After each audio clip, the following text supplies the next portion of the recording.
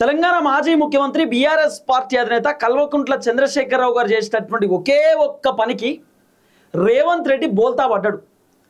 కేసీఆర్ జగిత్యాల్లో భారీ బహిరంగ సభ పెట్టిండు.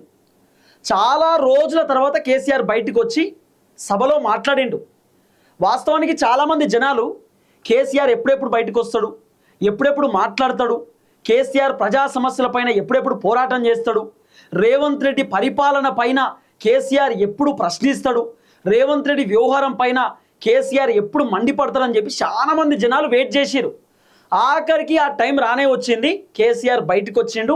జగిత్యాలలో దాదాపు 45 నిమిషాల పాటు కేసీఆర్ నాన్ స్టాప్ మాట్లాడిండు. రేవంత్ రెడ్డి ప్రభుత్వాన్ని ఉద్దేశించి మాట్లాడిండు. రేవంత్ రెడ్డి ప్రభుత్వంలో జరుగుతున్నటువంటి అంశాలపైన కేసీఆర్ మాట్లాడిండు.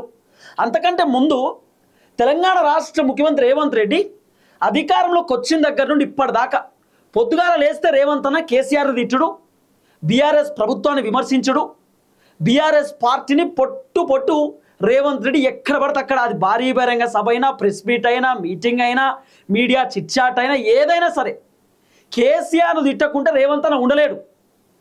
అంటే కేసీఆర్ని తిట్టాలి గంతే.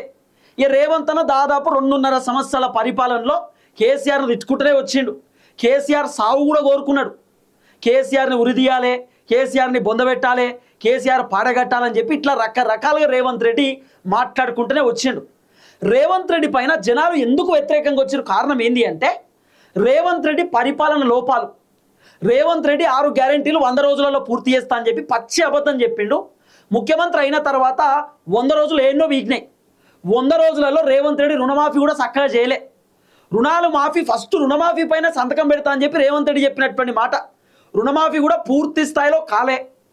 తర్వాత రైతు భరోసా కూడా మొత్తం ఇయ్యలే, పెన్షన్లు కూడా మొత్తం రాలే, 6 గ్యారెంటీలు గంగలనే కలిసినాయి, 420 హామీలు అటే పోయినాయి. ఇక మళ్ళీ వచ్చే పరిస్థితి కూడా లేదు.